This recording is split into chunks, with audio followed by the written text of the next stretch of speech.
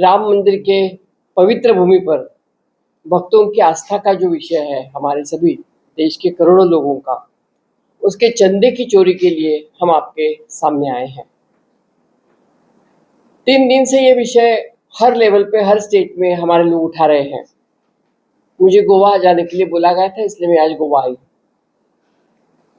लाखों करोड़ों गरीब मध्यम वर्गीय राम भक्तों ने अपनी श्रद्धा से चंदा दिया, अपनी ताकत से चंदा दिया। किसी ने रुपयों में दिया, किसी ने सोने में दिया, किसी ने चांदी में दिया। सभी ने अर्पित किया भगवान राम के लिए, क्योंकि उनकी आस्था थी कि हमारा 1026 से हम झगड़ा कर रहे थे। आपको अगर याद होगा तो 26 साल ही है। 1026 में पहली बार हमारा मोहम्मद गजनी ने मंदिर का पतन किया था, जो सोटी सोमनाथ जिसको बोलते हैं उसका। उसके बाद में 1000 साल के बाद में ये मंदिर के लिए सबने चंदा इकट्ठा किया। 2019 में सुप्रीम कोर्ट ने जजमेंट दिया, उनको जमीन दे दी और उसका शिलान्यास के लिए दरवाजा खोलने का काम हमारे राजीव गांधी जी ने पहली बार किया था। पहली बार दरवाजे खोले थे और ये मंदिर बने, ये सभी की इच्छा थी। लेकिन बीजेपी ने इस तरह से आभास तैयार किया कि जैसे कि राम सिर्फ उनका है, हमारा कोई संबंध नहीं है। लेकिन ये भूल जाते हैं उनका सिर्फ नथुराम है, हमारा राम है। उनके मन में सिर्फ नथुराम है, क्योंकि हमारा जब गांधी जी को जो गोली मारी तो गांधी जी के मुंह से हे राम करके नाम निकला था। नथुराम ने मारी थी, लेकिन उनके पास सामने राम का नाम आया था। मैं ये पूछना चाहती हूँ, ये सिस्टमेटिक लूट एंड ऑर्गेनाइज्ड क्राइम ये बीजेपी, आरएसएस और वीएचपी के लोगों ने किया है। उनका जवाब उनको देना होगा देश को। राम मंदिर ट्रस्ट प्रधानमंत्री के पर्यवेक्षण में बना था, प्रधानमंत्री जी ने बनाया था। 20 साल से ये वीएचपी, भाजपा और आरएसएस, विश्व हिंदू परिषद, आरएसएस और भारतीय जनता पार्टी, इन लोगों ने चंदा इकट्ठा किया। और अब पता चला कि ट्रस्ट के कर्मचारियों ने चंदे की गिनती के दौरान लाखों रुपयों का अपहरण किया, लाखों रुपए चुराए। वो बोलते तो है 80 लाख रुपए, लेकिन हमारी आशंका ये है कि वो करोड़ों रुपए यहाँ से गायब हो गए हैं। ये चोरी कुछ कर्मचारियों तक सीमित नहीं, बहुत छोटी मछलियां हैं जिनका नाम ही ले रहे हैं, बहुत छोटी मछलियां हैं, यहाँ तक वो सीमित नहीं है। बड़े बड़े नाम उसमें आएंगे, लेकिन हम इंतजार कर रहे हैं कि वो खुद आके कुछ बात करे, चुप्पी तोड़े। जैसे कि अभी बताया इन्होंने कि ना आपके मुख्यमंत्री इस विषय में कुछ बोले, जिन्होंने राम नाम करके यहाँ पे आए हैं, ना आपके प्रदेश अध्यक्ष बोले। इतना ही नहीं, हमारे प्रधानमंत्री जो राम का ठेका लेके बैठे वहां पे कुर्सी पे, वो भी कुछ इसके लिए बोल नहीं रहे, चुप बैठे हैं। हम चाहते हैं पूछना उनको, इस विषय पे आपने बोलना चाहिए। और हम चाहते हैं कि संसद, आने वाले संसद सत्र में उन्होंने इसके लिए विशेष तरह से एक डेलीगेशन जबानी देनी चाहिए। आरएसएस और बीजेपी ने बयान देके सिर्फ खुद को बचाने की कोशिश की, और इतना ही बड़ा कि शर्मनाक और निंदनीय है। ये चीज जो हुई है शर्मनाक और निंदनीय है। इतना ही कह के वो बच नहीं सकते, उनको पूरी तरह से उसके लिए जवाबदेही लेनी पड़ेगी। अगर राम मंदिर का निर्माण का श्रेय आप लेते हैं, आप बोलते थे कि राम को जिसने लाया है, अगर आपको याद है 2019 के उनके शब्द, तो राम को जिसने लाया है उनको आपको लाना है। ये उनका रिलेशन का प्रचार था कि हमने राम को लाया है। उनका कहना था हमने लाया है, यहाँ पे राम मंदिर हमने बनाया है, तो अभी आपको हमें वोट देना पड़ेगा। लेकिन अभी राम मंदिर का जिम्मेदारी किसकी होगी? फिर जब इतना चंदा का घोटाला हो रहा है तो वो जिम्मेदारी भी आपको लेनी पड़ेगी। हमारी कांग्रेस की जो 4-5 मांगे हैं प्रमुख, उसमें सुप्रीम कोर्ट के न्यायाधीश की निगरानी में पूर्ण जांच हो, सुप्रीम कोर्ट की निगरानी में होनी चाहिए। प्रधानमंत्री और गृह मंत्री ने संसद में आके उसके लिए बयान देना जरूरी है।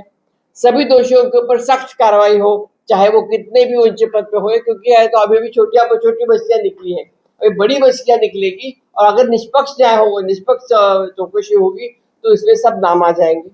और ट्रस्ट के पूरे खातों का 5 साल का ऑडिट इन्होंने करना चाहिए, ये हमारी मांग है।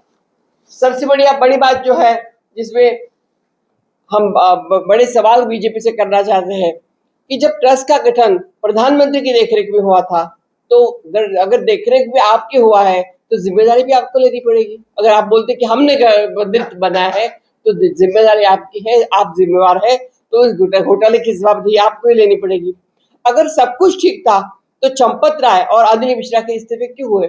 आप बोलते कुछ नहीं हुआ है, ठीक है, कुछ बोल नहीं रहे, तो फिर चंपत राय ने और अनिल मिश्रा ने इस्तीफा को दिया है। तो सुप्रीम कोर्ट की निगरानी में स्वतंत्र जांच करने के लिए आपको क्या डर है?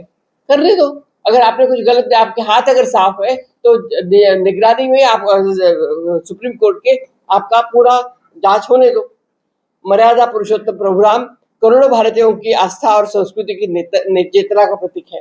देश के कोने कोने से गरीब, किसान, मजदूर, महिलाएं जो भी आते हैं, अपने हैसियत से थोड़ा छोटा बड़ा सब देख के उन्होंने वो राम मंदिर बनाने के लिए अपनी मेहनत के पैसे वहां पे लगाए हैं। और इतना बड़ा धूल झोंकना, इतनी बड़ी उनके साथ बेइंसाफी करना, ये बिल्कुल सरासर गलत है। 3 दशकों से, 30 साल से हम जो देख रहे हैं, राम का नाम लेके आप इस देश में राजनीति कर रहे हैं, हिंदू मुस्लिम कर रहे हैं, हर जगह पे आप लोगों में दरार डाल रहे हैं। और ये करके अगर उसी राम मंदिर में आप अगर घोटाला करते हैं तो उसकी जिम्मेदारी आपको ही लेनी पड़ेगी। ये केवल आर्थिक घोटाला नहीं है, तो ये करोड़ों श्रद्धालुओं का आस्था, विश्वास और भावनाओं के साथ किया हुआ घोर विश्वासघात है। अब एक अत्यंत गंभीर तथ्य है कि श्री राम जन्मभूमि तीर्थ ट्रस्ट, चंपत राय और अनिल मिश्रा के इस्तीफा स्वीकार किए जा चुके हैं, लेकिन एफआईआर अभी तक उनके पास हुई नहीं है। एफआईआर उनके ऊपर करनी चाहिए, एफआईआर करके उनको जेल में डालना चाहिए और उनकी मुंह से सच उगलवाने की जरूरत है।